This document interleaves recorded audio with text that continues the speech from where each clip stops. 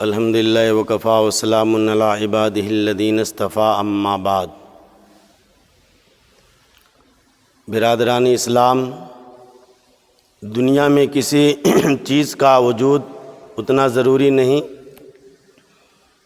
جتنا علماء حق کا وجود ضروری ہے، لیکن افسوس یہ بات ابھی تک مسلمانوں کی سمجھ میں نہیں آئی۔ آج ہم ڈاکٹر کی اہمیت کو سمجھتے ہیں، انجینئر کی اہمیت کو سمجھتے ہیں، ایک پروفیسر کی اہمیت کو سمجھتے ہیں، ایک وکیل کی اہمیت کو سمجھتے ہیں، لیکن ایک عالم دین کی اہمیت کو نہیں سمجھتے۔ کیا یہ ڈوب مرنے کی بات نہیں کہ ایک ڈاکٹر جو اسباب کے درجے میں ہمارے جان کی فکر کرتا ہے، ہم اس کو اپنا مسیحا سمجھتے ہیں، لیکن جو علماء ہمارے ایمان کی فکر کرتے ہیں ہم ان کو اپنا محسن نہیں سمجھتے۔ یہ وہی علماء کرام ہیں جن کی تعلیمات کے صلے میں ہمیں سنت رسول ملی، محبت رسول ملی، اطاعت رسول ملی، غلامی رسول ملی، ایمان ملا، رحمان ملا، قرآن ملا، نماز، روزہ، حج، زکوٰۃ اور جہاد جیسے فرائض ملے، زندگی کا منشور ملا، معاشرت، معیشت اور سیاست کا دستور ملا، جن کی جافشانیوں اور کاوشوں سے مساجد و مدارس آباد ہیں، قال اللہ اور قال رسول کی صدائیں بلند ہو رہی ہیں۔ آج انہی علماء کرام کو شب و ستم کیا جا رہا ہے، آج انہیں مطعون کیا جا رہا ہے، آج ان کو بدنام کیا جا رہا ہے، آج ان پر تہمتیں لگائی جا رہی ہیں، ان کی کمزوریوں کو اچھالا جا رہا ہے، کھلم کھلا ان کو گالیاں دی جا رہی ہیں۔ جن اماموں کے پیچھے ہم نماز پڑھتے ہیں ان کے پیچھے انہی کی غیبت کی جاتی ہے، ان کے خلاف سازش کی جاتی ہے۔ بزرگوں اور دوستوں، علماء کے مقام اور مرتبہ کو پہچانو، ان کے علم کی نسبت جناب محمد رسول اللہ صلی اللہ علیہ وسلم سے جڑی ہوئی ہے۔ یہ انبیاء کے نائب ہیں، یہ انبیاء کے وارث ہیں۔ خود اللہ کے رسول صلی اللہ علیہ وسلم نے ان کے فضائل بیان فرمائے ہیں اور امت کو حکم دیا ہے کہ ان کا اکرام کرو۔ علماء کی زیارت کو آپ نے عبادت قرار دیا ہے۔ میں آپ کے سامنے علماء کے فضائل پر احادیث کا ایک گلدستہ پیش کرنا چاہتا ہوں، آپ دل کے کانوں سے سنیے۔ فرمایا جناب محمد رسول اللہ صلی اللہ علیہ وسلم نے، فضل العالم علی العابد کفضلی علی ادناکم، عالم با عمل کی فضیلت عابد پر ایسی ہے جیسی میری فضیلت تم میں سے ادنا امتی پر۔ ایک مقام پر اللہ کے رسول صلی اللہ علیہ وسلم نے فرمایا، علماء امتی کا انبیاء بنی اسرائیل، میری امت کے علماء بنی اسرائیل کے انبیاء کی طرح سے ہیں۔ کبھی فرمایا، فقیہ واحد اشد علی الشیطان من الف عابد، ایک فقیہ عالم شیطان پر 1000 عابد سے بھاری ہے۔ حدیث قدسی ہے، من عاد لی ولیا فقد آذنتہ بالحرب، جو شخص میرے کسی ولی سے دشمنی رکھے میری طرف سے اس کو اعلان جنگ ہے۔ ایک حدیث میں اللہ کے رسول صلی اللہ علیہ وسلم نے فرمایا، نوم العلماء عبادت، علماء کی نیند بھی عبادت ہے۔ ایک حدیث پاک میں آیا ہے، قیامت کے دن علماء کی سیاہی شہیدوں کے خون سے بھی زیادہ فضیلت پائے گی۔ ایک اور حدیث میں اللہ کے رسول صلی اللہ علیہ وسلم نے فرمایا، کن عالما متعلما او مستمعا او محبا ولا تکن الخامس، تم عالم بنو یا متعلم بنو یا علم سننے والے بنو یا ان سے محبت کرنے والے بنو، لیکن 5ویں قسم میں داخل مت ہونا، یعنی ان کی غیبت نہ کرنا، ان کی چغلی نہ کرنا، ان سے بغض و حسد نہ رکھنا، ان کی مخالفت نہ کرنا، ان کا بہت بڑا مقام ہے۔ ایک حدیث پاک میں اللہ کے رسول صلی اللہ علیہ وسلم نے فرمایا، من صلی خلف عالم من العلماء فکأنما صلی خلف نبی من الانبیاء، جو شخص کسی عالم کے پیچھے نماز پڑھا تو گویا انبیاء میں سے کسی نبی کے پیچھے نماز پڑھا۔ اس حدیث پاک سے اندازہ لگائیے ایک عالم کے پیچھے نماز پڑھنے کی کتنی بڑی فضیلت ہے۔ لوگ یہ سمجھتے ہیں کوئی بھی نماز پڑھا دے، کسی کے بھی پیچھے نماز پڑھ لو، چاہے حافظ صاحب ہوں، عالم صاحب ہوں، حاجی صاحب ہوں، نمازی صاحب ہوں، کوئی بھی نماز پڑھے وہی صورتیں ہیں اور وہی مسائل ہیں جو امام صاحب عالم صاحب پڑھتے ہیں، وہی نمازی حاجی صاحب بھی پڑھتے ہیں۔ بات ایسی نہیں ہے میرے محترم بزرگوں اور دوستو۔ ایک عالم کے پیچھے نماز پڑھنے میں اور غیر عالم کے پیچھے نماز پڑھنے میں زمین و آسمان کا فرق ہے۔ الفاظ و معانی میں تفاوت تو ہے، لیکن ملا الفاظ و معانی میں تفاوت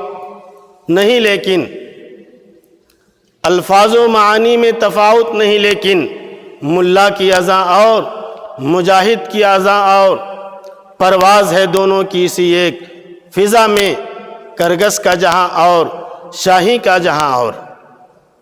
یاد رکھیے عالم کے پیچھے نماز پڑھنے کی کتنی بڑی فضیلت اللہ کے رسول صلی اللہ علیہ وسلم نے بتائی ہے۔ من صلی خلف عالم من العلماء فکأنما صلی خلف نبی من الانبیاء۔ جو شخص کسی عالم کے پیچھے نماز پڑھا تو گویا انبیاء میں سے کسی نبی کے پیچھے نماز پڑھا۔ اس سے بڑی فضیلت اور کیا ہو سکتی ہے؟ ایک اور حدیث میں اللہ کے رسول صلی اللہ علیہ وسلم نے فرمایا، من احب ان ينظر الى اتقاء اللہ فلینظر الى العلماء والمتعلمین۔ جو شخص اس دنیا کے اندر جنتیوں کو دیکھنا چاہتا ہو، اہل جنت کا دیدار کرنا چاہتا ہو، اس آدمی کو چاہیے کہ مدارس میں پڑھنے پڑھانے والے علماء اور طلباء کو دیکھ لے۔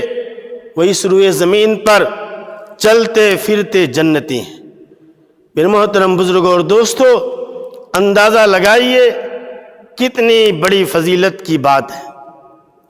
ایک حدیث سے ایک روایت میں آتا ہے کہ اللہ رب العزت جب اپنے کسی عام بندے سے خوش ہوتے ہیں تو اللہ تعالیٰ اس کے لیے جنت میں ایک محل بنا دیتے ہیں، اور جب اللہ تعالیٰ کسی عالم سے خوش ہوتے ہیں تو اللہ تعالیٰ اس کے لیے جنت میں شہر آباد کر دیتے ہیں۔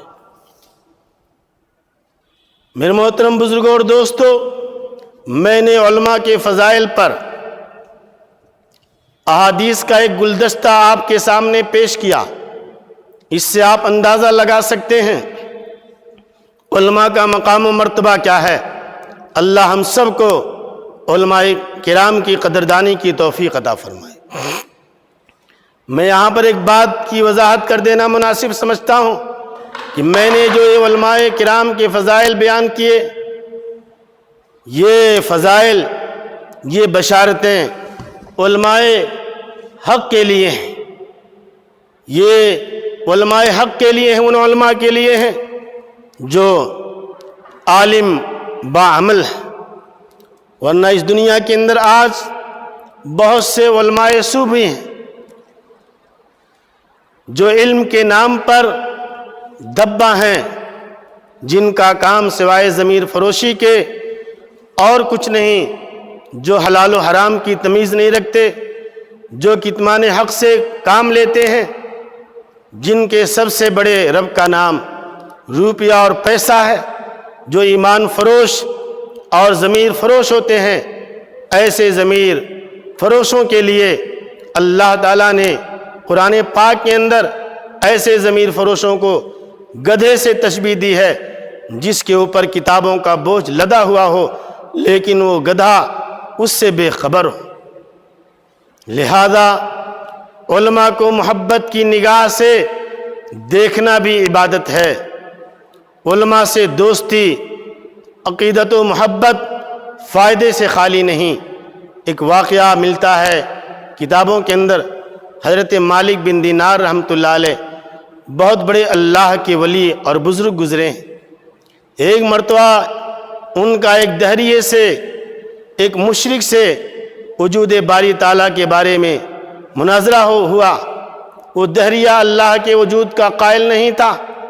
مالک بن دینار رحمۃ اللہ علیہ کا اس سے مناظرہ ہو رہا تھا، وہ دہریہ ماننے کے لیے تیار نہیں تھا۔ مالک بن دینار رحمۃ اللہ علیہ نے بہت سی دلیلیں دی قرآن و حدیث کی روشنی میں، لیکن وہ منکر خدا، وہ دہریہ ماننے کے لیے تیار نہیں تھا۔ آخر میں مالک بن دینار رحمۃ اللہ علیہ نے اس دہریے سے کہا، چل ہم دونوں اپنا ہاتھ آگ میں ڈالتے ہیں، جس کا مذہب برحق ہوگا، جس کا مذہب سچ ہوگا، اس کا ہاتھ نہیں جلے گا۔ چنانچہ وہ دہریہ تیار ہو گیا۔ مالک بن دینار رحمۃ اللہ علیہ نے اس دہریے کا ہاتھ اس کافر کے ہاتھ کو پکڑ کر کے آگ میں ڈال دیا۔ اللہ کی شان، دونوں کے ہاتھ محفوظ رہے، دونوں کے ہاتھ نہیں جلے۔ مالک بن دینار رحمۃ اللہ علیہ پریشان ہو گئے، شرمندہ ہو گئے کہ اے اللہ یہ کیا ماجرا ہے، میں تو ایک توحید پرست ہوں، تیرا مومن بندہ ہوں، لیکن یہ دشمن خدا، دشمن اسلام، جس کے ہاتھ کو بھی آپ نے بچا لیا، کیا ماجرا ہے؟ اللہ تعالیٰ نے فرمایا، اے مالک میں اس ہاتھ کو کیسے جلا سکتا ہوں جو ہاتھ میرے محبوب اور مقبول بندے کے ہاتھ میں۔ اندازہ لگائیے، ایک کافر، ایک مشرک کے ہاتھ کو اللہ تعالیٰ نے بچا لیا آگ میں جلنے سے، محض اس وجہ سے کہ اس کافر اور مشرک کا ہاتھ ایک اللہ والے کے ہاتھ میں تھا۔ اس سے اندازہ لگا سکتے ہیں کہ علماء سے عقیدت اور محبت رکھنا بہت بڑی سعادت کی بات ہے۔ ان کی قدر کرو، اللہ تمہاری دنیا و آخرت دونوں سنواریں گے۔ یہ وارثین انبیاء ہیں، ان کی نسبت بہت اونچی ہے۔ ایک بزرگ گزرے ہیں، سائیں توکل شاہ امبالوی رحمۃ اللہ علیہ۔ حضرت مولانا پیر ذوالفقار صاحب نے اپنی کتاب میں یہ واقعہ لکھا ہے کہ ایک مرتبہ یہ بزرگ تھے، اللہ والے تھے، ان کے دسترخوان پہ سینکڑوں لوگ روزانہ کھانا کھاتے تھے، ہمیشہ جو لوگ بھی آتے تھے کھانا کھاتے تھے، سب کے لیے کھانا بنتا تھا اور سب کے لیے کھانے کی عام دعوت ہوتی تھی۔ اللہ کے بندے روزانہ ان کے دسترخوان پر کھانا کھاتے تھے۔ ایک مرتبہ ان کو خواب میں آپ صلی اللہ علیہ وسلم کی زیارت ہوئی۔ جناب محمد الرسول اللہ صلی اللہ علیہ وسلم خواب میں نظر آئے۔ اللہ کے رسول صلی اللہ علیہ وسلم نے شکایت کی اور فرمایا کہ تم سب کی دعوت کرتے ہو لیکن میری دعوت نہیں کرتے۔ آپ صلی اللہ علیہ وسلم نے خواب میں یہ شکایت کی، تم سب کی دعوت کرتے ہو لیکن میری دعوت نہیں کرتے۔ وہ بزرگ پریشان ہو گئے، بیدار ہوئے، بہت ہی فکر مند ہوئے کہ آپ صلی اللہ علیہ وسلم کا کیا اشارہ تھا، آپ صلی اللہ علیہ وسلم نے ایسی بات کیوں کہی کہ میری دعوت تم نہیں کرتے۔ کئی روز پریشان تھے کہ آپ صلی اللہ علیہ وسلم کے خواب کی تعبیر کیا ہے۔ اللہ تعالیٰ نے ان کے دل پر الہام کیا، اللہ تعالیٰ نے کشف کے ذریعے سے ان کو بتایا کہ آپ صلی اللہ علیہ وسلم کا اشارہ اس طرف تھا کہ تم عام لوگوں کی دعوت کرتے ہو، عام اللہ کے بندے تمہارے دسترخوان پہ کھاتے ہیں، لیکن اللہ کے رسول صلی اللہ علیہ وسلم کے جو مہمان ہیں، اللہ کے رسول صلی اللہ علیہ وسلم کے جو وارث ہیں، علماء کرام، طلباء اعظام، تم ان کی دعوت نہیں کرتے۔ اگر تم علماء اور آپ صلی اللہ علیہ وسلم کے جو مہمان طلبہ ہیں ان کی اگر تم دعوت کرتے، ان کو کھانا کھلاتے، تو گویا کہ اللہ کے رسول صلی اللہ علیہ وسلم کو کھانا کھلاتے۔ اس کے بعد سے انہوں نے سلسلہ شروع کیا، علماء اور طلبہ کا بھی وہ خیال کرنے لگے۔ میرے محترم بزرگوں اور دوستو، اس واقعے سے ہمیں سبق ملتا ہے کہ علماء کرام کا خصوصی خیال کرنا چاہیے، ان کی ضروریات کے بارے میں سوچنا چاہیے۔ یہ ہمارے دینی رہنما ہیں، ان کے ذریعے سے ہمیں دین و ایمان ملا ہے، ان کے پیچھے ہم نماز پڑھتے ہیں، ان سے دینی مسائل ہم معلوم کرتے ہیں، یہ ہر وقت ہمارے کام آتے ہیں۔ ہمارے گھر میں بچہ پیدا ہوتا ہے تو ہم اذان کے لیے عالم صاحب، حافظ صاحب سے درخواست کرتے ہیں۔ جب ہم بڑے ہو جاتے ہیں تو اس وقت ہمارا نکاح پڑھاتے ہیں۔ شادی بیاہ کے موقع پر ہمارے لیے وہ نکاح پڑھا کر کے ایک عورت کو ہمارے لیے حلال کرتے ہیں۔ جب ہمارا انتقال ہو جاتا ہے تو اس وقت یہ ہماری نماز جنازہ پڑھاتے ہیں، ہمارے لیے مغفرت کی دعا کرتے ہیں۔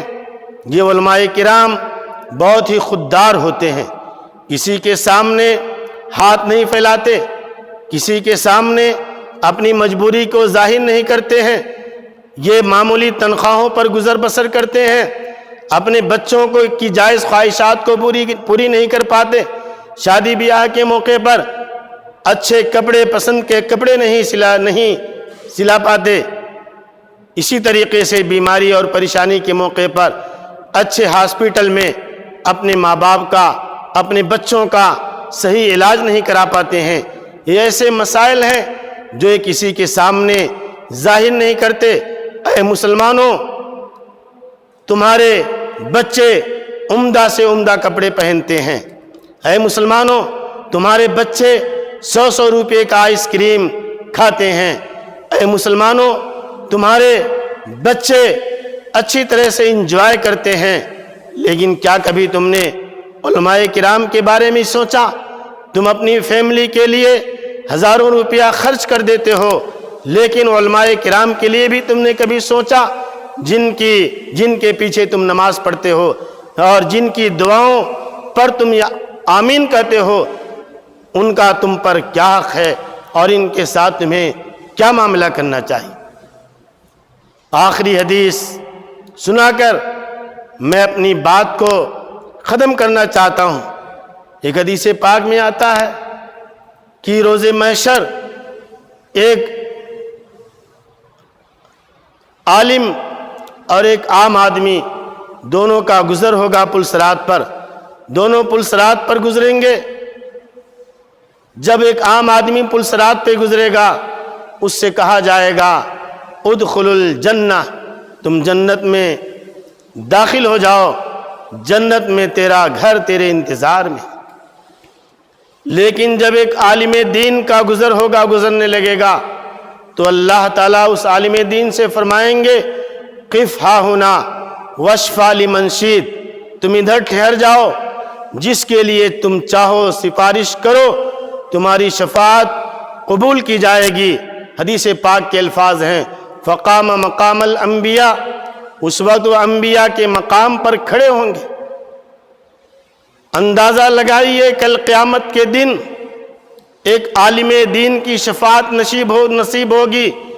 اگر تم نے عقیدت و محبت کے ساتھ کسی عالم کو دیکھا ہوگا، اگر تم نے ایک گلاس پانی کسی عالم کو پلایا ہوگا، تو کل قیامت کے دن انشاءاللہ ثم انشاءاللہ ان علماء کرام کی سفارش تمہیں نصیب ہوگی۔